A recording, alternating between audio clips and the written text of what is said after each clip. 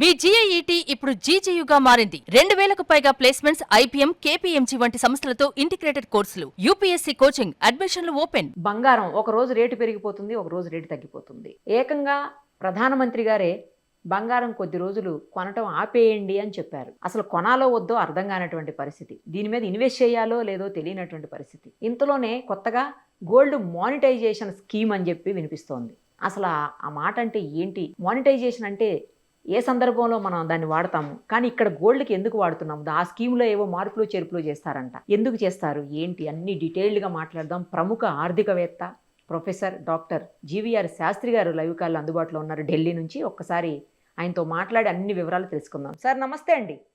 నమస్తే అమ్మ. ఏంటి సార్ అసలు ఈ గోల్డ్ మానిటైజేషన్ స్కీమ్ అంటే ఏంటి? దాన్ని ఎందుకు మారుద్దామని అనుకుంటున్నారు? దానివల్ల గోల్డ్ ఏమన్నా రేటు తగ్గే అవకాశం ఉంటుందా, లేకపోతే మరింత ప్రియమైపోతుందా ఈ బంగారం ప్రియులకు? అది శుభవార్తనా లేకపోతే అశుభవార్తనా చెప్పండి. అంటే గోల్డ్ మానిటైజేషన్ స్కీమ్ అనేది పెట్టే హక్కు గవర్నమెంట్ కి లేదు. అసలు గోల్డ్ మానిటైజేషన్ కరెక్ట్ కాదు. ఎందుకంటే ఆర్థిక వ్యవస్థ అంటే దీన్ని బట్టి ప్రభుత్వం అంటే రెండు రకాలు. ప్రభుత్వం యొక్క ఆర్థిక విధానం వేరు, నేను చెప్పేది ఆర్థిక వ్యవస్థ ఆర్థిక విధానం. నేను ప్రభుత్వ ఆర్థిక విధానం మాట్లాడదలుచుకోలేదు. ఎందుకంటే నేను ఏ ఆర్థిక వ్యవస్థ ఆర్థిక విధానం మాట్లాడుతున్నానో అది మన దేశానికి సంబంధించి ప్రభుత్వం కూడా అక్కడికే రావాలి. ప్రభుత్వం అక్కడ నిలబడుతుంది, లేదా ప్రభుత్వం బయటికి వెళ్ళిపోతుంది. అది కూడా సో ఆర్థిక విధానం మన ప్రభుత్వ ఆర్థిక విధానం చెప్పను నేను. మన యొక్క ఆర్థిక విధానం 1947 నుంచి మొదలు పెట్టుకున్నది మిశ్రమ ఆర్థిక వ్యవస్థ. మిశ్రమ ఆర్థిక వ్యవస్థలో క్రైసిస్ మేనేజ్మెంట్, డిజాస్టర్ మేనేజ్మెంట్. అంటే ప్రతి ఆర్థిక వ్యవస్థలోనూ క్యాపిటలిస్టిక్ ఎకానమీ అయినా సోషలిస్టిక్ ఎకానమీ అయినా ప్రతి ఆర్థిక వ్యవస్థలో crisis management, disaster management part of ఎకానమీకి నిలబడుతుంది. ఓకే, అది ఇప్పుడు మన వెనిజులాలో ఎంత అయింది? మొత్తం చాలా మంది చనిపోయారు, ఇళ్ళన్నీ కూలిపోయారు. అవన్నీ ప్రజలు కట్టుకోకర్లా, అవన్నీ ప్రభుత్వాలు కడతాయి. మొత్తం ప్రభుత్వాలు కడతాయి. అదే అక్కడ ఆర్థిక భారం అది. కానీ వాళ్ళు యాక్సెప్ట్ చేస్తాయి, ఎందుకంటే వాళ్ళకి ఆ సోషల్ సెక్యూరిటీ ఉంది. ఆ సోషల్ సెక్యూరిటీ మనకు లేదు, ఎందుకంటే మన మిశ్రమ ఆర్థిక వ్యవస్థ. మన ఇంట్లో ఆర్థిక వ్యవస్థ పతనం అయిపోయినా సరే, మీకు ఆర్థిక వ్యవస్థ పతనం అయిపోయినా రష్యాలో ఎటువంటి పద్ధతి ఇబ్బంది లేకుండా గవర్నమెంట్ చూసుకుంటాం.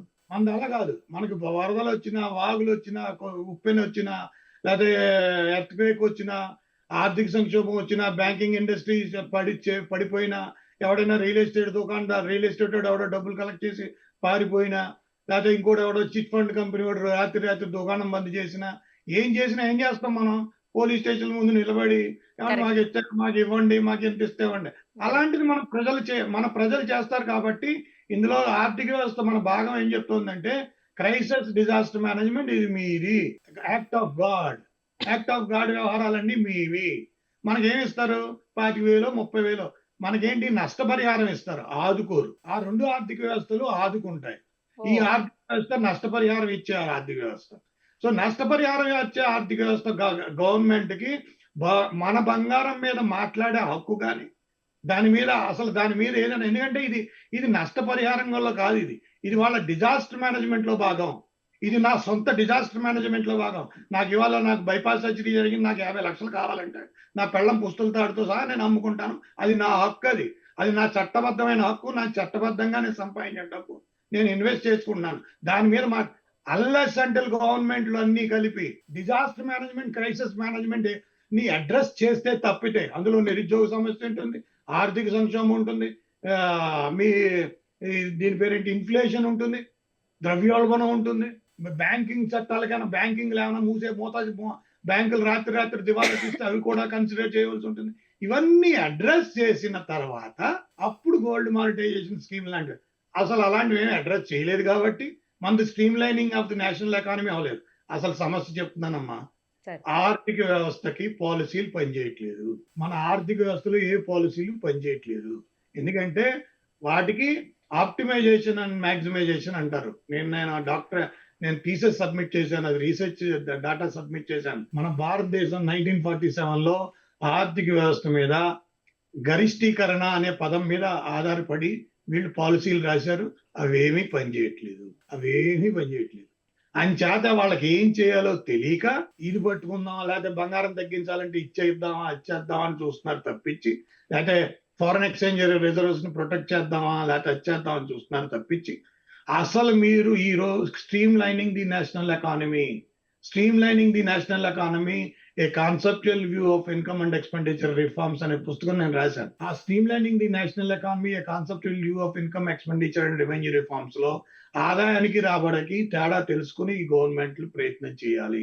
ఇవాళ కాకపోతే రేపైనా ఈ రాష్ట్రాలు ఆర్థికవేత్తలే ముఖ్యమంత్రులుగా ఉండి పరిపాలించవలసిన సమయం ఉంది.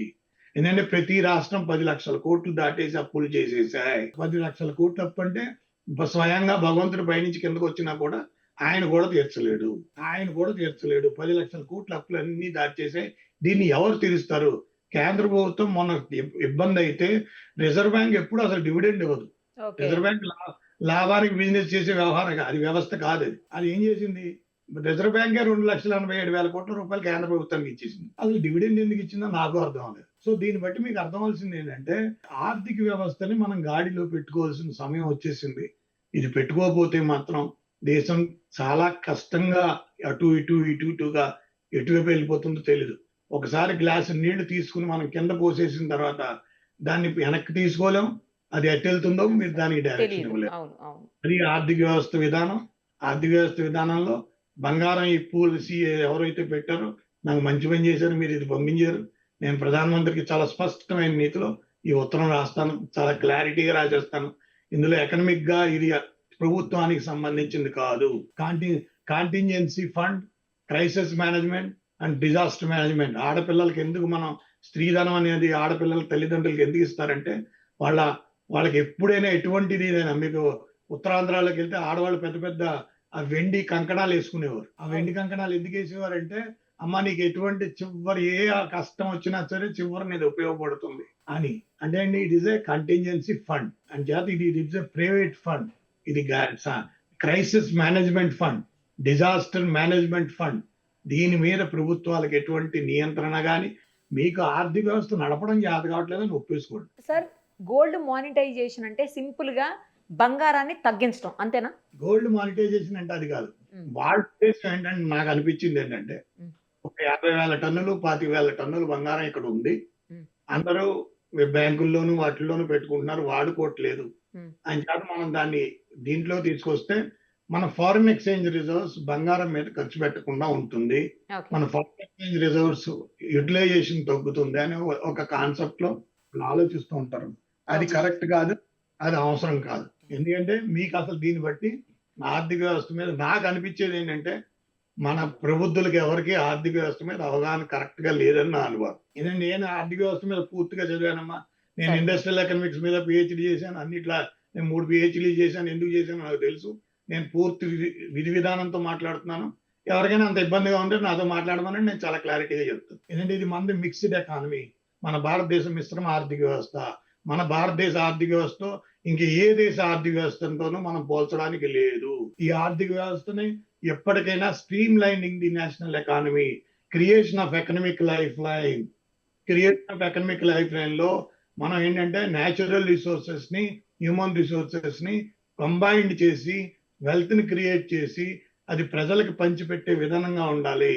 అంతేగాని 10 లక్షల కోట్ల రూపాయలు బ్యాంకులో అప్పులు చేసి ప్రజలకు పంచిపెట్టేసారు చూసావా, అది కరెక్ట్ కాదు. అది దానికి మూల్యం అందరం చెల్లించవలసి వస్తుంది, ఈ దేశం చెల్లించవలసి వస్తుంది. 10 లక్షల కోట్ల రూపాయల అప్పు తెలంగాణ చేసింది, ఆంధ్ర చేసింది, కర్ణాటక చేసింది, అందరూ చేశారు. ఈ తప్పు ఎవ్వరు తీర్చలేరు, ఏ పార్టీ తీర్చలేదు, ఏ పార్టీ దీని గురించి మాట్లాడే పరిస్థితి లేదు. వాళ్ళకి అర్థం అవ్వదు, వాళ్ళకి ఈ విధానం మీద అవగాహన ఉండదు. దీన్ని ఎలా తిప్పాలనేది ఇప్పటికైనా చెప్తున్నాను. మీరు ఫైనాన్స్ మినిస్టర్ గా ఆర్థికవేత్తలను పెట్టుకోండి, ఆర్థిక శాస్త్రవేత్తలను పెట్టుకోండి. ప్రొఫెసర్ మధు దండావతే విపి సింగ్ పిచ్చనై ప్రొఫెసర్ మధు దండావతే ఆర్థికవేత్తను పెట్టుకున్నాడా? ప్రొఫెసర్ మన్మోహన్ సింగ్ ఎకనమిస్ట్, ఆయన ఎందుకు పెట్టుకున్నారు? ఎందుకంటే ఆర్థికవేత్తలు నడిపితేనే కుటుంబాన్ని ఎంత జాగ్రత్తగా ఒక తండ్రి ప్రతిరోజు డబ్బు లెక్కేసుకుని మరీ నడుపుతాడు కదా. ఆర్థికవేత్తలు అలా నడపాలి. ఈ డిమానిటైజేషన్ పాలసీ, ఇది ఏదో పాలసీ అని గోల్డ్ పాలసీ అనేది పెడుతున్నారు.